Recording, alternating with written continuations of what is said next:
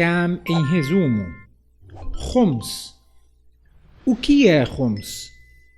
Khums é um imposto islâmico obrigatório de 20% sobre alguns itens que possuímos, seguindo condições específicas. Quem deve pagar? Todo muçulmano que está na puberdade e é são. Para os menores, torna-se dever dos pais ou dos tutores pagá-lo. Em que é pago? Há vários itens aos quais o Khums se aplica. Por exemplo, tesouros e despojos de guerra, etc. Mas o item mais popular em nossa vida diária é o Khums sobre o excedente de renda ou sobre as posses que excedem nossas necessidades. Isso é o que discutiremos em detalhe neste vídeo. O que é excedente de renda? Como mencionamos, Khums é pago sobre o que possuímos e excede nossas necessidades.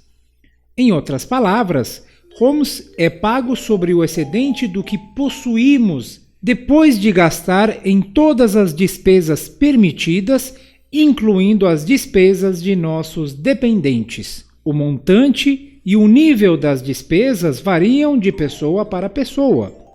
Por exemplo, uma pessoa possui uma casa de 2 andares e ela e sua família moram em um andar, mas ela recebe convidados regularmente e, como usa o segundo andar para seus convidados, não haverá Khums sobre o segundo andar de sua casa. Ou outra pessoa possui uma grande coleção de livros em sua biblioteca pessoal que ela não lê. Aqui, novamente com base em seu status, por exemplo, se for um pesquisador que geralmente requer esses livros, não haverá Khums mesmo que não os leia. Mas se ler e pesquisar não são as atividades do seu interesse e a pessoa possui esses livros, terá de pagar Khums sobre eles. Finalmente, saiba que, de acordo com alguns juristas, Khums não é pago sobre a herança, mahar, que é o dote da esposa, ou sobre o que já tenha sido pago o Khums anteriormente. Quando o Khums deve ser pago? Existem 2 opções de quando pagar o Khums.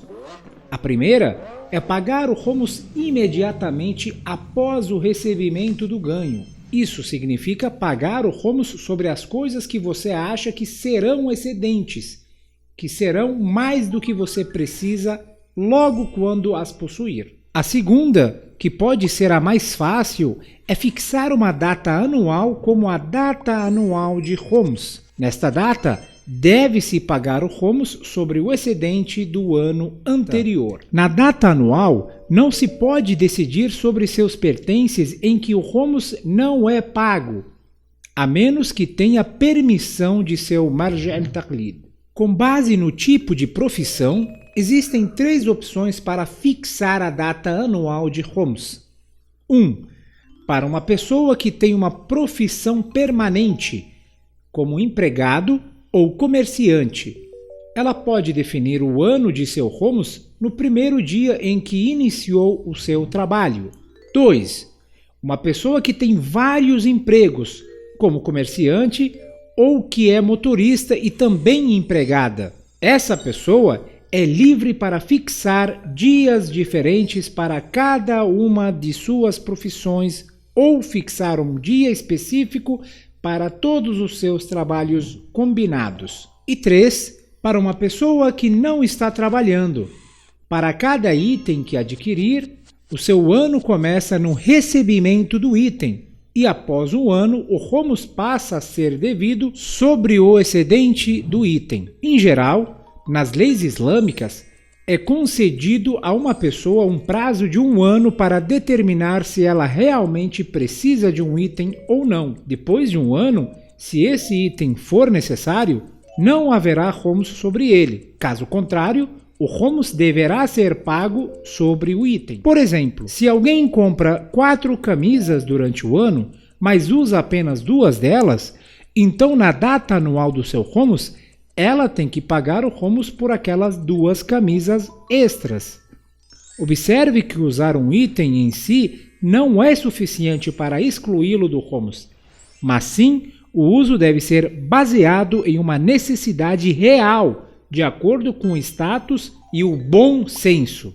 Um exemplo real de um cálculo de Homs. Imagine que hoje é o seu dia anual de pagar o Homs e você deseja calcular o quanto tem de pagar.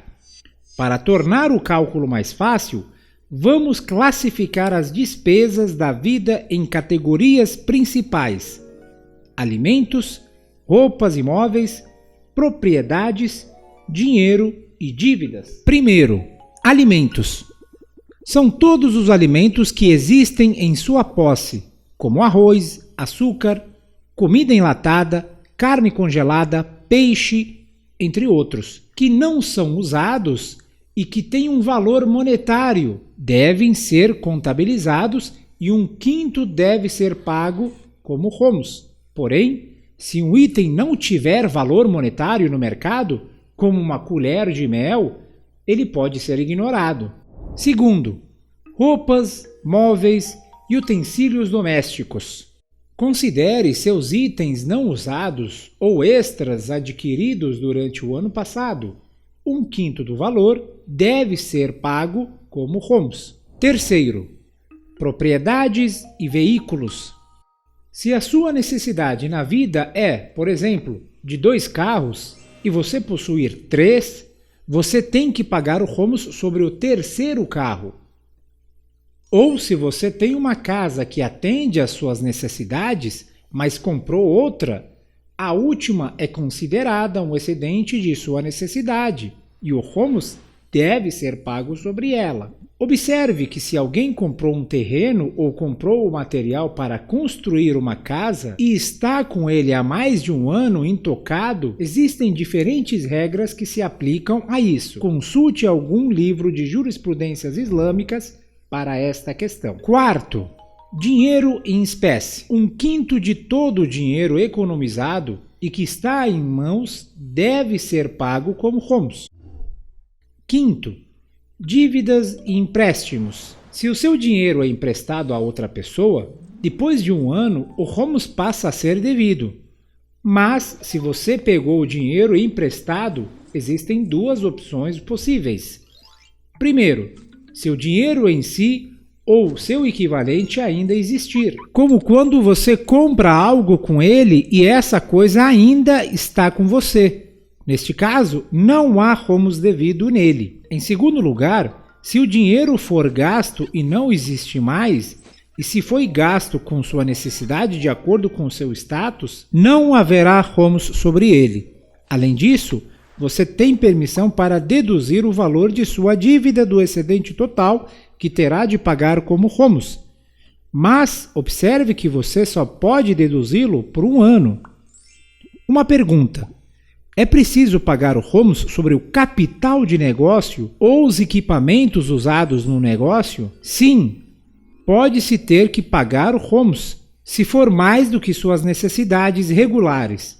Mas, se pagar o Homs afeta seu sustento, há outros detalhes que devem ser pesquisados nos livros de jurisprudências islâmicas. Pagando o Homs. Depois de calcular os itens sobre os quais o Homs deve ser pago, existem 2 maneiras de pagá-lo. A primeira maneira é dar 1/5 da própria mercadoria. Por exemplo, se você tem 5 quilos de arroz, pague 1 quilo dele como Homs. A segunda forma é pagar o equivalente em dinheiro, de acordo com o valor de mercado. Portanto, em vez de dar 1 quilo de arroz, você pode pagar o equivalente em dinheiro. Para quem o Homs pode ser pago? O Homs pago consiste em 2 partes, ou como é chamado em árabe, de Sahm. Sahm do imam, que seria a parcela do imam. Esta parcela, no momento da ausência do imam al-Mahdi, deve ser entregue ao Marja' al-Taqlid, e ele decide onde e como ela deve ser direcionada.